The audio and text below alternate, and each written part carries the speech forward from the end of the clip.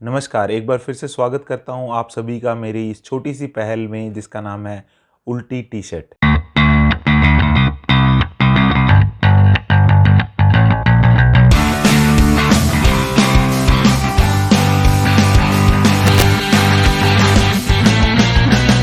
हर किसी को हर चीज़ का ज्ञान नहीं हो सकता, ये पॉसिबल है ही नहीं। इंटरनेट के युग में आप बहुत आसानी से सर्च करके बहुत सारी इन्फॉर्मेशन कलेक्ट कर सकते हो, स्पेशली कुछ रेप्यूटेड वेबसाइट्स जैसे विकिपीडिया टाइप की, जिसके अंदर आप सबसे ट्रस्टवर्दी इन्फॉर्मेशन गेन कर सकते हो। तो मैंने भी अपनी सिटी यानी कि मुंबई के बारे में थोड़ा सर्च करने की कोशिश करी, तो ये वीडियो मैं उसके लिए बना रहा हूँ क्योंकि बहुत सारे लोग जो बॉम्बे में रहते हैं उनको तो खैर पता ही होगा, लेकिन बॉम्बे कभी आए हों उनको भी थोड़ा बहुत पता हो सकता है। लेकिन बहुत सारे लोग जो मेरे को ये देख रहे हैं, इस टाइम पे सुन रहे हैं, और जो मेरे को एक्चुअली मेरे 140 सब्सक्राइबर हो गए हैं, congratulation to all of you. तो अगर किसी को ये बात नहीं पता बॉम्बे के बारे में, यहाँ पे ना लोगों ने एक्चुअली में ऐसे ऐसे नाम सुने होंगे जो आपको यकीन ही नहीं होगा कि यहाँ पे कुछ ऐसी जगह हो सकती है। जैसे कि चिंचपोकली नाम का एक स्टेशन है मुंबई में, पता है आपको?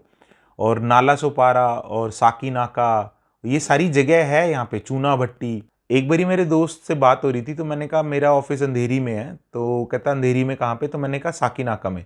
कहता ऐसी भी कोई जगह है वैसे? क्योंकि लोगों ने फिल्मों में और स्पेशली वो कपिल शर्मा शो देख देख के साकिनाका पाकिनाका कर कर के ना उसका दिमाग खराब कर दिया। अभी नाला सोपारा के पीछे पड़े हुए हैं। वो सपना जो ब्यूटी पार्लर है उसमें नाला सोपारा बनता है।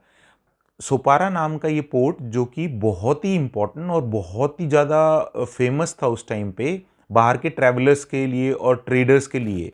और इंडिया का ये पॉइंट होता था जहाँ पे रोम वगैरह के जो ट्रेडर्स सबसे पहले यहीं आते थे।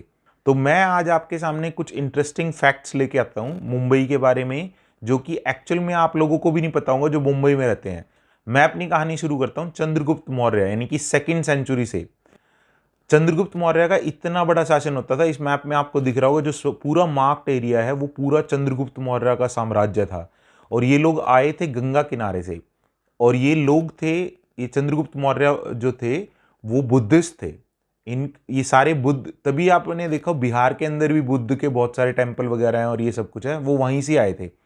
एनीवेज, अब दो बातें आपको शायद पता ना हो। एक तो चंद्रगुप्त मौर्य के चीफ सेक्रेटरी जो थे वो है चाणक्य, और उनके एक उनका ही पोते का नाम है सम्राट अशोक। जो सम्राट अशोक का जो मूवी बनी थी और सब कुछ था। हालांकि चंद्रगुप्त मौर्य ने शुरुआत करी थी मौर्य साम्राज्य की और ये बहुत ही अच्छा चला था 24 साल तक, लेकिन पोते ने बहुत कुछ किया। और अशोका का एम्पायर जो था वो सबसे ज्यादा लंबे टाइम 37 ईयर्स तक उन्होंने राज किया मौर्य में। मौर्य साम्राज्य के टाइम पे ही मुंबई इनके अंडर आती थी। ये अलग अलग 7 आइलैंड होते थे और इन ये आपस में कनेक्टेड नहीं थे, लेकिन इस पूरे को बोलते थे हैप्टनेशिया। हैप्टनेशिया एंशियंट ग्रीक में लिटरल मतलब होता है क्लस्टर ऑफ 7 आइलैंड मौर्य साम्राज्य के अंडर। तो इसको हब बना दिया। यहाँ पे बुद्धिस्ट मंक्स और आर्टिस्ट और स्कॉलर्स को लेके आए बहुत सारे। यहाँ पे उन्होंने 109 ऐसी ऐसी जगह, मतलब पत्थरों को काट काट के ऐसे मंदिर समझ लो या कोई स्कल्पचर्स ऐसे बनाए, जो कि आज की डेट में भी अभी भी वैसे के वैसे ही हैं। और वो मैं बोल रहा हूँ जब सेकंड सेंचुरी एडी नहीं बोल रहा, मैं बीसी बोल रहा हूँ। अब आपको मैं दो ज्ञान देता हूँ। एक तो लेटेस्ट जो इन्फॉर्मेशन है वो एडी बीसी नहीं बोलते हैं, वो बोलते हैं बीसीई और सीई। सीई मीन्स जो आजकल के जनरेशन चल रहा है 000 से लेके, वो कॉमन एरा है। और उसके पहले का सारा बिफोर कॉमन एरा है। अब वो बिफोर क्राइस्ट वाला ड्रामा नहीं होगा। पर फिर भी मैं इस वीडियो में एडी और बीसी यूज करूंगा ताकि आपको समझने में आसानी रहे और मेरे को बोलने में आसानी रहे। बुद्धिस्ट मंक्स और स्कल्पचर्स ने मिलके जो ये 109 टेम्पल या बोलो आर्किटेक्ट बनाए थे, एक्चुअल में उनमें से सबसे पुराना जो था वो आज भी, अभी लेटेस्ट आपने न्यूज़ सुनी होगी, वो बोरीवली नेशनल पार्क में 2500 पेड़ काटने थे मेट्रो का कोई, तो वो शेड बना रहे थे वो लोग। और उस पर फिर वो लोग प्रोटेस्ट में आ गए कि पेड़ क्यों काट रहे हो, पेड़ क्यों काट रहे हो, और ओवरनाइट उन्होंने काट भी दिए, कोई नहीं। लेकिन वो पर्टिकुलर जगह जो है बोरीवली नेशनल पार्क, जिसको एक्चुअल में उसका प्रॉपर नाम है संजय गांधी नेशनल पार्क, पर बोरीवली नेशनल पार्क जो, आप लोगों को ये भी बता दूं कि बोरीवली नेशनल पार्क के पास में ही गोरेगांव फिल्म सिटी भी है, जहाँ पे ये सब शूटिंग होती है कपिल शर्मा शो वगैरह की, सब जगह की। तो वहाँ पे एक कनेरी केव्स करके है, कनेरी केव्स करके है वहाँ पे। वो आज भी ना मुंबई के लोग पिकनिक वगैरह जाते रहते हैं, तो बारिशों के टाइम पे वो वहाँ उन केव्स में भी चले जाते हैं। और वहाँ अभी भी बुद्ध की वो मूर्ति है। मूर्ति तो नहीं कह सकते क्योंकि वो पत्थरों को काट काट के बनाते थे पहले। पहले इतने ज़्यादा मॉडर्नाइजेशन नहीं होती थी, लेकिन उनके तरीके इतने मजबूत होते थे कि आज भी मतलब कि 3rd सेंचुरी बीसी से पहले की भी चीज़ें आज तक यूं की यूं हैं। कमाल की बात है। एनीवेज 184 या 187 बीसी में एक्चुअली वो मौर्य साम्राज्य खत्म हो गया था।